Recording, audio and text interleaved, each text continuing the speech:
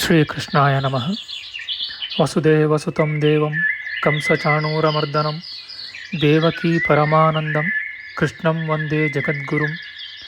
ಬ್ರಹ್ಮಸ್ಥಾನ ಸರೋಜ ಮಧ್ಯವಿಲಸಚ್ಛೀತಾಂಶು ಪೀಠಸ್ಥಿತಂ ಸ್ಫೂರ್ಜತ್ಸೂರ್ಯರುಚಿಂ ವರಾಭಯಕರಂ ಕರ್ಪೂರಕುಂದೋಜ್ವಲಂ ಶ್ವೇತಸೃಗ್ವಸನಾನುಲೇಪನಯುತಂ ವಿದ್ಯುದ್ರುಚಾ ಕಾಂತಯ ಸಂಶ್ಲಿಷ್ಟಾರ್ಧತನುಂ ಪ್ರಸನ್ನವದನಂ ವಂದೇ ಗುರುಂ ಸಾದರಂ. ಶ್ರೀ ಗುರುಭ್ಯೋ ನಮಃ. ಲಂಬೋದರಂ ಪರಮಸುಂದರಮೇಕದಂತಂ ರಕ್ತಾಂಬರಂ ತ್ರಿನಯನಂ ಪರಮಂ ಪವಿತ್ರಂ ಉದ್ಯದ್ದಿವಾಕರಕರೋಜ್ವಲಕಾಯಕಾಂತಂ ವಿಘ್ನೇಶ್ವರಂ ಸಕಲವಿಘ್ನಹರಂ ನಮಾಮಿ. ತ್ವಾಂ ದೇವ ವಿಘ್ನದಲನೇತಿ ಚ ಸುಂದರೇತಿ ಭಕ್ತಿಪ್ರಿಯೇತಿ ಸುಖದೇತಿ ಫಲಪ್ರದೇತಿ ವಿದ್ಯಾಪ್ರದೇತ್ಯಗಹರೇತಿ ಚ ಯೇ ಸ್ತುವಂತಿ ತೇಭ್ಯೋ ಗಣೇಶವರದೋ ಭವ ನಿತ್ಯಮೇವ. ಶ್ರೀ ಮಹಾಗಣಪತಯೇ ನಮಃ. ಯಾ ಕುಂದೇಂದು ತುಷಾರಹಾರಧವಳ ಯಾ ಶುಭ್ರವಸ್ತ್ರಾವೃತ ಯಾ ವೀಣಾ ವರದಂಡಮಂಡಿತಕರ ಯಾ ಶ್ವೇತಪದ್ಮಾಸನ ಯಾ ಬ್ರಹ್ಮಾಚ್ಯುತ ಶಂಕರ ಪ್ರಭೃತಿಭಿಃ ದೇವೈಃ ಸದಾ ವಂದಿತಾ ಸಾ ಮಾಂ ಪಾತು ಸರಸ್ವತೀ ಭಗವತಿ ನಿಶ್ಶೇಷಜಾಡ್ಯಾಪಃ. ಶ್ರೀ ಸರಸ್ವತ್ಯೇ ನಮಃ. ವೇದಾರ್ಥತತ್ವವಿಶದೀಕರಣೇನ ಪುಂಸಾಂ ಉಚ್ಚೈರ್ಗತಿಂ ಜಗತಿ ಯೋ ದಯಾಯ ವಿಧಾತುಂ ರಮ್ಯಾಂ ಪುರಾಣಪದವೀಂ ಪ್ರಣಿನಾಯ ತಸ್ಮೈ ಲೋಕೇಶವೈಭವಪುಷೇ ಋಷಯೇ ನಮಸ್ತಾತ್. ತಸ್ಮೈ ವ್ಯಾಸಾಯ ಮುನಯೇ ಸರ್ವಜ್ಞಾಯ ಮಹರ್ಷಯೇ ಪರಾಶರ್ಯಾಯ ಶಾಂತಾಯ ನಮೋ ನಾರಾಯಣಾತ್ಮನೆ. ಶ್ರೀ ವ್ಯಾಸಾಯ ನಮಃ. ನಾರಾಯಣಂ ನಮಸ್ಕೃತ್ಯ ನರಂ ಚೈವ ನರೋತ್ತಮಂ ದೇವೀಂ ಸರಸ್ವತೀಂ ವ್ಯಾಸಂ ತತೋ ಜಯಮುದೀರಯೇತ್. ಕನಕರುಚಿದುಕೂಲಃ ಕುಂಡಲೋಲ್ಲಾಸಿಗಲ್ಲಃ ಶಮಿತಭುವನಭಾರಃ ಕೋಪಿ ಲೀಲಾವತಾರಃ ತ್ರಿಭುವನಸುಖಕಾರಿ ಶೇಷಶಾಯೀ ಮುಕುಂದೋ ಪರಿಕಲಿತರಮಾಂಗೋ ಮಂಗಲಂ ನಸ್ತನೋತು. ನಮಾಮಿ ಗೋವಿಂದ ಪದಾರವಿಂದಂ ಸದೇಂದಿರಾನಂದನಮುತ್ತಮಾಡ್ಯಂ ಜಗಜ್ಜನಾನಾಂ ಹೃದಯ ಸನ್ನಿವಿಷ್ಟಂ ಮಹಾಜನೈಕಾಯನಮುತ್ತಮೋತ್ತಮಂ. ನಮಸ್ತೆ ಚಕ್ರಹಸ್ತಾಯ ಶಾರ್ङ्ಗಹಸ್ತಾಯ ತೇ ನಮಃ. ನಂದಹಸ್ತಾಯ ತೇ ವಿಷ್ಣೋ ಶಂಖಹಸ್ತಾಯ ತೇ ನಮಃ. ಓಂ ನಮೋ ವಾಸುದೇವಾಯ ನಮಃ ಸಂಕರ್ಷಣಾಯ ಚ ಪ್ರದ್ಯುಮ್ನಾಯ ನಮಸ್ತುಭ್ಯಂ ಅನಿರುದ್ಧಾಯ ತೇ ನಮಃ. ಪಾತಾಲಾದುತ್ಪತಿಷ್ಣೋರ್ಮಕರವಸತಯೋ ಯಸ್ಯ ಪುಚ್ಛಾಭಿಘಾತಾ ಧೂರ್ಧ್ವಂ ಬ್ರಹ್ಮಾಂಡಖಂಡ ವ್ಯತಿಕರವಿಹಿತ ವ್ಯತ್ಯಯೇ ನಾಪತಂತಿ. ವಿಷ್ಣೋರ್ಮತ್ಸ್ಯಾವತಾರೇ ಸಕಲವಸುಮತಿ ಮಂಡಲಂ ವ್ಯಶ್ನುವಾನಃ ತಸ್ಯಾಸ್ಯೋದೀರಿತಾನಾಂ ಧ್ವನಿರಪಹರತಾದಶ್ರಿಯಂ ವ ಶ್ರುತೀನಾಂ. ಶ್ರೀ ಮತ್ಸ್ಯರೂಪಿ ಪರಮಾತ್ಮನೇ ನಮಃ. ಪ್ರಿಯ ಬಾಂಧವರೇ, ನಮ್ಮ ಈ ಶ್ರೀ ಲಾಲೀಕೃಷ್ಣ ಚಾನಲ್ಗೆ ಸ್ವಾಗತ. ಇಂದಿನ ವಿಡಿಯೋದಲ್ಲಿ ನಾವು ಶ್ರೀ ಮತ್ಸ್ಯ ಮಹಾಪುರಾಣದ 175ನೆಯ ಅಧ್ಯಾಯದ ಪೂರ್ವಾಂಶದ ವಿಚಾರ ಮಾಡೋಣ. ಈ ಅಧ್ಯಾಯದಲ್ಲಿ ತಾರಕಾಮಯ ಸಂಗ್ರಾಮ ವರ್ಣನ, ಸುರಾಸುರರ ಯುದ್ಧ, ಮಯನು ಪ್ರಯೋಗಿಸಿದ ಬಡಬಾಗ್ನಿ ನಿರ್ಮಿತವಾದ ಮಾಯೆಯಿಂದ ದೇವ ಸೈನ್ಯವು ದಗ್ಧವಾದುದು, ವರುಣನು ಇಂದ್ರನಿಗೆ ಬಡಬಾಗ್ನಿಯ ವೃತ್ತಾಂತವನ್ನು ವಿವರಿಸಿದುದು ಎಂಬ ವಿಚಾರ ಮಾಡೋಣ. ಶ್ರೀಕೃಷ್ಣಾಯ ನಮಃ. ಮತ್ಸ್ಯರೂಪನಾದ ಭಗವಂತನು ಹೇಳುತ್ತಾನೆ, ಸುರರು ಅಸುರರು ಒಬ್ಬರನ್ನೊಬ್ಬರು ಗೆಲ್ಲಬೇಕೆಂದು ಬಯಸಿದರು.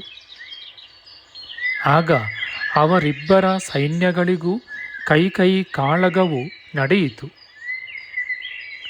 ದಾನವರು ನಾನಾ ವಿಧವಾದ ಆಯುಧಗಳೊಡನೆ ಸಿದ್ಧರಾಗಿ ಬಂದು ಪರ್ವತಗಳೊಡನೆ ಹೋರಾಡುವಂತೆ ದೇವತೆಗಳೊಡನೆ ಯುದ್ಧ ಮಾಡಿದರು.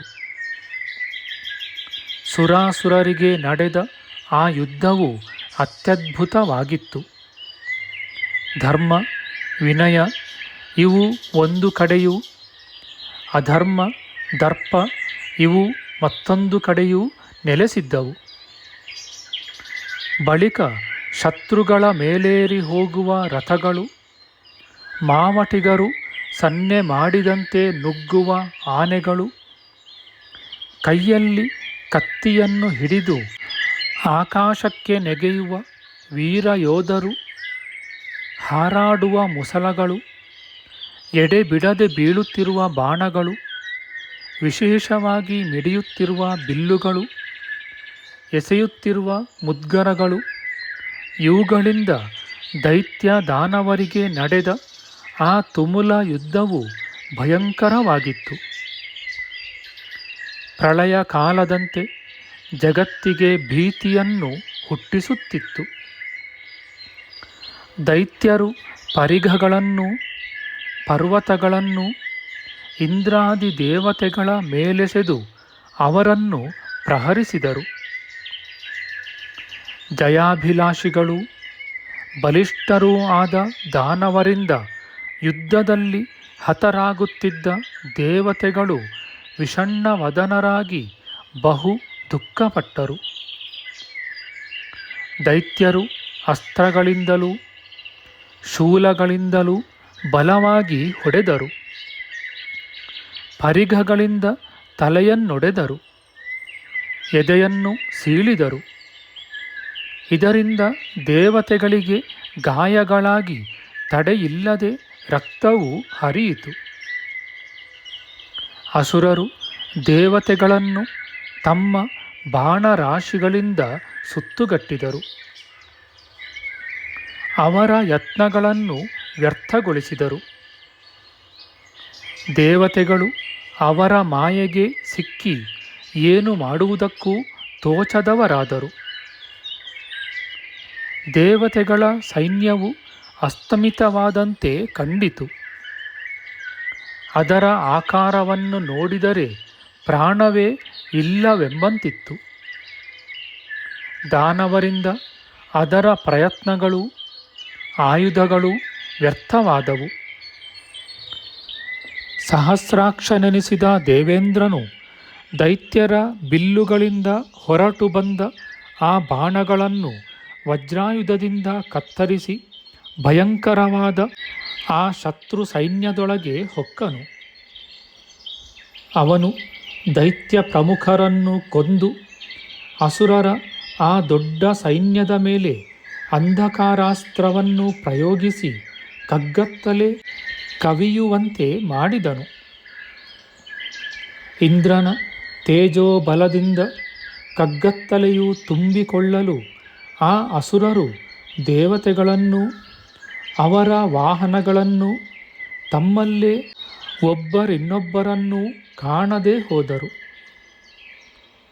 ಸುರಶ್ರೇಷ್ಠರು ತಮ್ಮ ಪ್ರಯತ್ನ ಬಲದಿಂದ ಅಸುರರ ಮಾಯಾಪಾಶಗಳಿಂದ ಬಿಡುಗಡೆ ಹೊಂದಿ ಗಾಢಾಂಧಕಾರದಲ್ಲಿ ಮುಳುಗಿ ಹೋಗಿದ್ದ ದೈತ್ಯೋತ್ತಮರ ಶರೀರಗಳನ್ನು ಕತ್ತರಿಸಿ ಬೀಳಿಸಿದರು.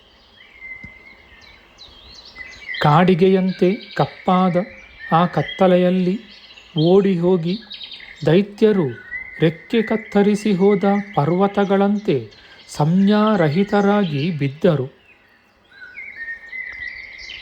ದೈತ್ಯವೀರರು ಸರ್ವವ್ಯಾಪಿಯಾಗಿದ್ದ ಆ ಕತ್ತಲೆಯ ಸಾಗರದಲ್ಲಿ ಕಟ್ಟಿಕೊಂಡಿದ್ದ ಹೆಪ್ಪಿನಂತಿದ್ದರು. ದೇವಾಸುರರ ಮಹಾಯುದ್ಧವು ಅಂಧಕಾರಮಯವೇ ಆಗಿದ್ದಂತೆ ತೋರಿತು. ಆಗ ಮಯನು ಇಂದ್ರನ ಆ ಅಂಧಕಾರ ಮಾಯೆಯನ್ನು ದಹಿಸಿ ಮಹಾಮಾಯೆಯೊಂದನ್ನು ಪ್ರಯೋಗಿಸಿದನು.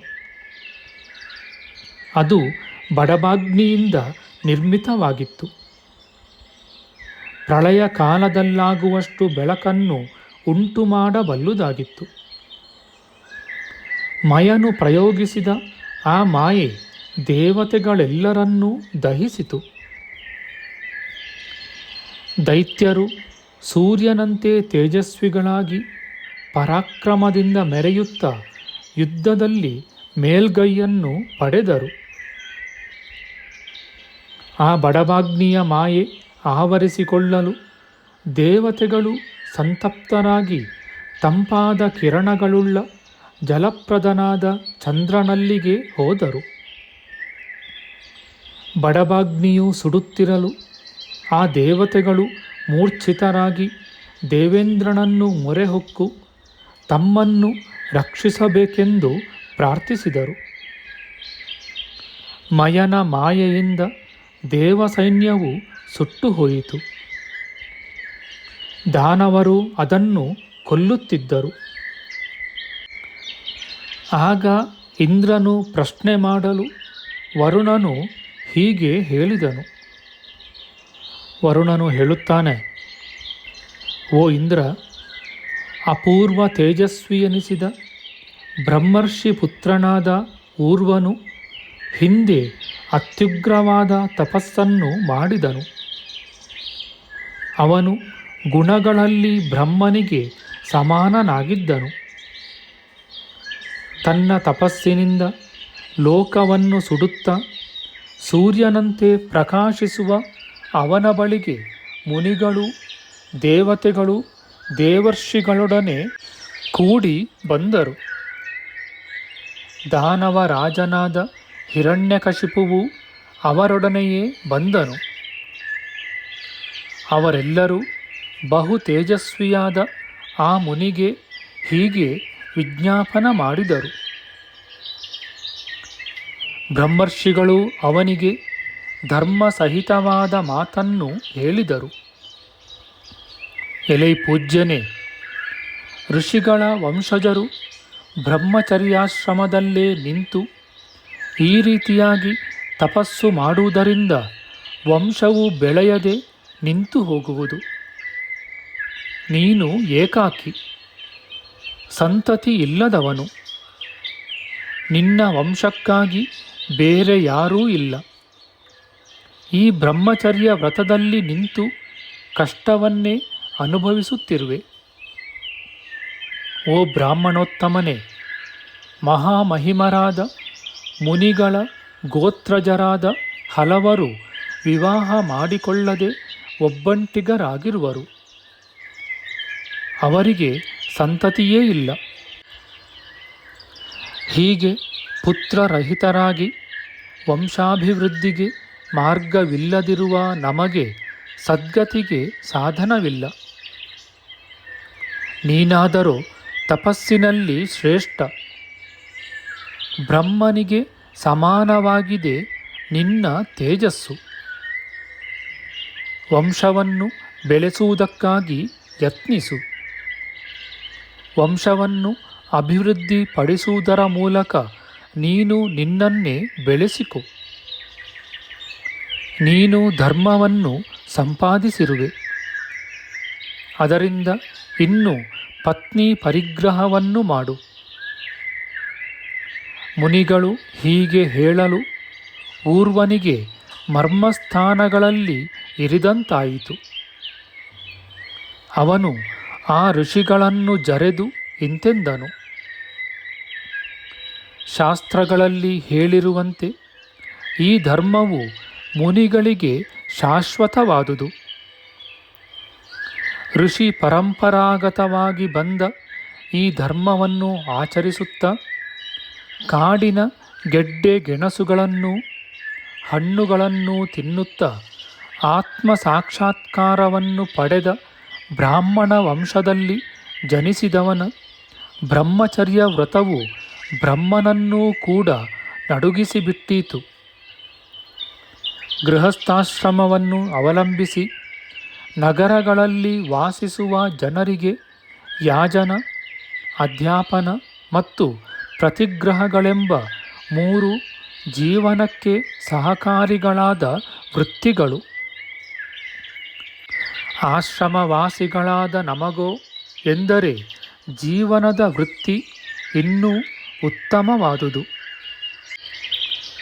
ಕೆಲವರಿಗೆ ನೀರು, ಕೆಲವರಿಗೆ ವಾಯುವು ಆಹಾರ, ಕೆಲವರಿಗೆ ಹಲ್ಲೆ ಒರಳು ಎಂದರೆ ಸಿಕ್ಕಿದ ಹಣ್ಣು, ಗೆಣಸು ಮುಂತಾದುವನ್ನು ಹಾಗೆಯೇ ಅಗಿದು ತಿನ್ನುತ್ತಾರೆಂದು ಭಾವ.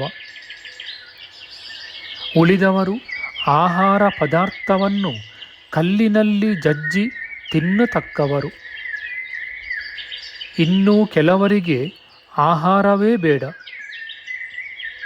ದಕ್ಷಿಣಾಗ್ನಿ, ಗಾರ್ಹಪತ್ಯ, ಆಹವನೀಯ, ಸಭ್ಯ, ಅವಸತ್ಯಗಳೆಂಬ ಪಂಚಾಗ್ನಿಗಳ ನಡುವೆ ತಪಸ್ಸು ಮಾಡುವವರು ಹಲವರು. ಇವರೆಲ್ಲರೂ ದುಷ್ಕರವಾದ ವ್ರತಗಳನ್ನು ಮಾಡುತ್ತಾ ತಪಸ್ಸಿನಲ್ಲಿ ತೊಡಗಿ ಬ್ರಹ್ಮಚರ್ಯವನ್ನು ಅತಿ ಮುಖ್ಯವಾಗಿ ಅನುಸರಿಸುತ್ತಾ ಸದ್ಗತಿಗೆ ಹೋಗಲು ಬಯಸುತ್ತಾರೆ. ನಮ್ಮ ಮುಂದಿನ ವಿಡಿಯೋದಲ್ಲಿ ನಾವು ಶ್ರೀ ಮತ್ಸ್ಯ ಮಹಾಪುರಾಣದ 175ನೇ ಅಧ್ಯಾಯದ ಉತ್ತರಾಂಶದ ವಿಚಾರ ಮಾಡೋಣ. ಆಧ್ಯಾತ್ಮಿಕ ಚರ್ಚೆ ಮತ್ತು ವಿಚಾರ ವಿನಿಮಯಕ್ಕಾಗಿ ಶುರು ಮಾಡಿದ ಈ ಚಾನಲ್ನಲ್ಲಿ ನಾವು ಅಪ್ಲೋಡ್ ಮಾಡುವ ಎಲ್ಲ ವಿಡಿಯೋಗಳನ್ನು ಸಂಪೂರ್ಣವಾಗಿ ನೋಡಿ ನಿಮ್ಮ ಸಲಹೆಗಳನ್ನು ಕಮೆಂಟ್ ಬಾಕ್ಸ್ನಲ್ಲಿ ಬರೆಯಿರಿ. ಈ ಚಾನಲ್ಗೆ ಸಬ್ಸ್ಕ್ರೈಬ್ ಮಾಡಿ ಹಾಗೂ ಬೆಲ್ ಬಟನ್ ಒತ್ತಿ ನಾವು ಹಾಕುವ ಎಲ್ಲ ವಿಡಿಯೋಗಳನ್ನು ನೋಡಿ ಪ್ರೋತ್ಸಾಹಿಸಿ. ಕೃಷ್ಣಂ ನಾರಾಯಣಂ ವಂದೇ ಕೃಷ್ಣಂ ವಂದೇ ವ್ರಜಪ್ರಿಯಂ ಕೃಷ್ಣಂ ದ್ವೈಪಾಯನಂ ವಂದೇ ಕೃಷ್ಣಂ ವಂದೇ ಪೃಥಾಸುತಂ. ಶ್ರೀಕೃಷ್ಣಾಯ ನಮಃ.